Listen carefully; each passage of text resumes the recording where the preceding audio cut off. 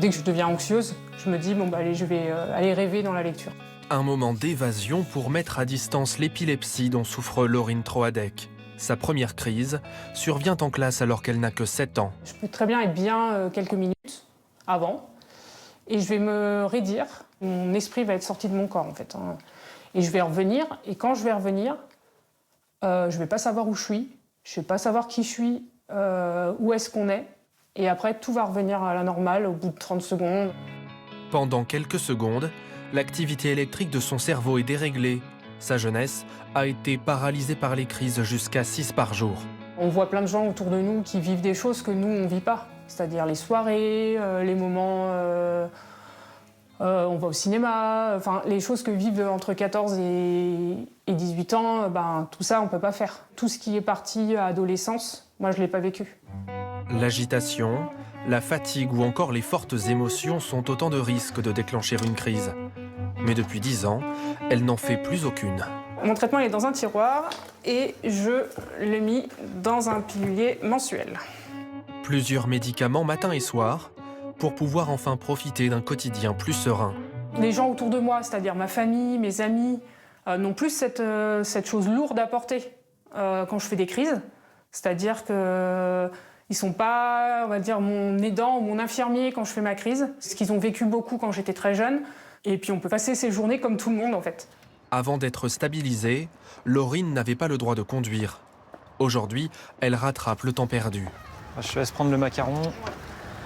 Accompagnée par son conjoint, elle se prépare à passer son permis de conduire.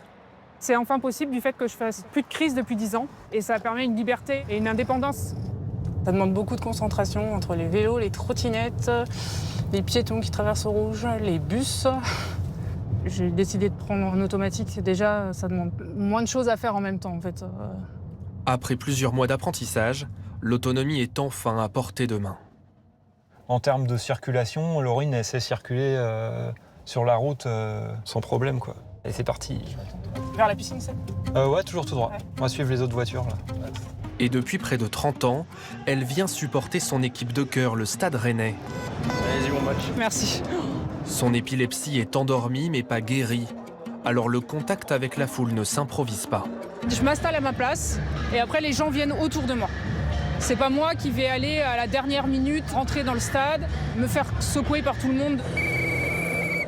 Un refuge certes bruyant mais bien loin des contraintes du quotidien pour cette fidèle abonnée. Elle ne rate aucun des 19 matchs à domicile chaque saison. On sent qu'elle profite de chaque seconde de son moment ici. On sent qu'elle savoure comme si elle avait vraiment pris un grand bol d'air et ça fait plaisir, quoi. C'est notre moment à deux, quelque part. Je fais 90 minutes où j'oublie tout et je vais au stade, il y a de la musique, il y a de la joie, les gens sont là pour supporter leur équipe. Ce jour-là, Laurine a vu son équipe gagner et son épilepsie s'éclipser le temps d'un match. On l'a vu dans ce reportage, il y a les traitements évidemment, mais l'hygiène de vie est importante quand on est atteint d'épilepsie ? Oui, parce que alors il y a le traitement qui va fonctionner, mais le traitement va bien fonctionner, enfin mieux fonctionner si effectivement, voilà, les gens dorment bien, se reposent quand ils sont trop fatigués. On leur dit toujours, faut pas tirer sur la corde. Si on sent que ça y est, on commence à être fatigué, faut annuler une sortie, faut lever le pied un peu au travail, faut savoir se reposer. Je fais un tout petit retour en arrière, on a cette question d'Eliane. Est-ce que l'IRM cérébral peut détecter toutes les causes d'épilepsie ? Ça mérite un point de précision. Alors non. Déjà parce qu'il y a plusieurs, il y a beaucoup de patients qui ont une épilepsie avec, sans lésions macroscopiquement visibles. C'est-à-dire qu'on fait une IRM, on dit que c'est normal. Voilà, et l'IRM est tout à fait normal parce que c'est vraiment plus un problème de dysfonctionnement au niveau de la membrane des neurones, les canaux ioniques qui fonctionnent pas bien et ça se voit pas sur une IRM. Et ensuite, il y a aussi des épilepsies sur des lésions qui sont microscopiques, qu'on va finalement retrouver chez les patients résistants qu'on a opérés. Et en fait, la pièce opératoire, on l'envoie en anatomopathologie. Effectivement, là, on va retrouver des petites malformations qui ne pouvaient pas se voir à l'IRM. Donc, en gros, on peut avoir une IRM normale et Oui. quand même avoir une épilepsie, ne pas retrouver de cause. On a parlé des traitements. On demande est-ce qu'il y a des traitements efficaces pour traiter ou réduire leur fréquence. On entend beaucoup parler de la dépakine, notamment, le valproate de sodium, qui a plutôt mauvaise presse, avec notamment les effets secondaires potentiels, femmes enceintes. On a parlé des risques, notamment chez même les papas en devenir. Qu'est-ce qu'on peut dire de ces traitements ?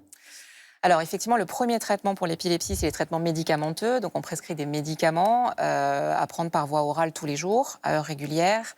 Il y a différents médicaments qui existent, il y en a peut-être maintenant une dizaine.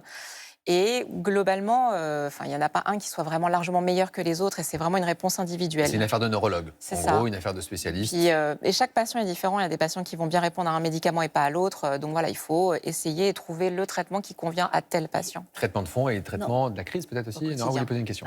Oui, pardon, un peu à côté, mais qu'est-ce qu'on fait en cas de crise quand on assiste à une crise? On entend souvent, il ne faut pas qu'il s'avale la langue. Qu'est-ce qu'on doit mettre un stylo? Non, alors c'est une légende urbaine. D'accord, ok. On milite beaucoup là-dessus, mais alors on oui. n'avale pas sa langue, c'est une légende urbaine. En revanche, effectivement, D'accord. non. On n'avale pas sa langue, c'est une légende urbaine. Ce qui est vrai, c'est qu'il est assez fréquent de se mordre la langue pendant les convulsions, Ok. pendant la phase tonique aussi. Donc voilà, il y a des blessures sur le bord latéral de la langue et ça cicatrise tout seul.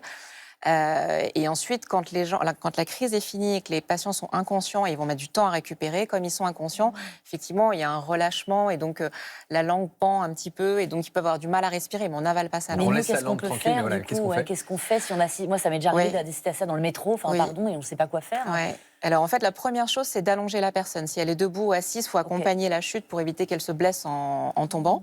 Après, écarter un peu les objets autour pour laisser un peu, pour pas qu'elle se cogne contre quelque chose pendant les convulsions. Notez l'heure précise, effectivement, parce que au-delà de 5 minutes, il faut appeler le SAMU, le 15.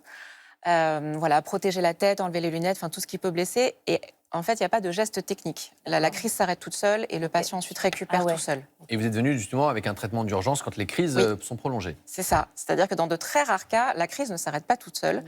Et donc, elle va durer plus de 5 minutes. Ou alors, la première crise est survenue, ça s'est arrêté, et quelques minutes plus tard, il y en a une deuxième qui survient.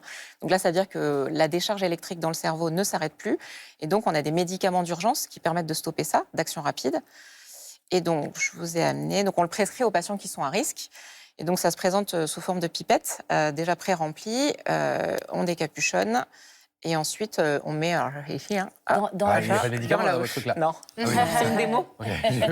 C'est une démo. D'accord, Et ensuite, dans la bouche. on met dans la bouche, entre la gencive et la joue, on masse, et ensuite ça passe par les artères gingivales et ensuite vers le cerveau.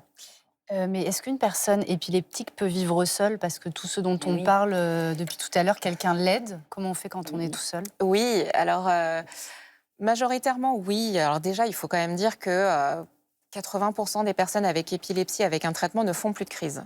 Donc en fait, voilà, il peut y avoir quelques mois difficiles, on va chercher le bon traitement, mais après, une fois qu'on est sur la route, on fait sa vie comme tout le monde, donc on vit seul, il n'y a pas de crise, etc.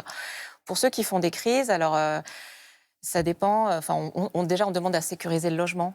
Effectivement, de ne pas risquer de pas laisser les fenêtres grandes ouvertes ou des choses comme ça.